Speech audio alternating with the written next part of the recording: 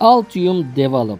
Gücü serbest bırakın. Sınırlar olmadan ağ tarafından desteklenen ürün yaratımı. Altium Develop, Altium Designer ve Altium 365'in en iyi özelliklerini eş zamanlı işbirliği için tek bir ortamda bir araya getiren elektronik ürün üretimi için özel olarak tasarlanmış bir çözüm. Çoğu ekip toplantılar, e-postalar ve birbirinden bağımsız araçların bir karışımıyla işbirliği yapar. Genellikle işe yarar ancak yavaş ve hataya açıktır. Altium Develop farklıdır. Bütün işbirlikçileri tek çatı altında toplar ve eş zamanlı işin işleyişini ve yaratım sürecini takip ederek geri bildirimlerle hatayı minimuma indirir. Videonun açıklamalar kısmında bulunan bağlantıyı kullanarak Altium Develop'a erişin ve denemekten çekinmeyin.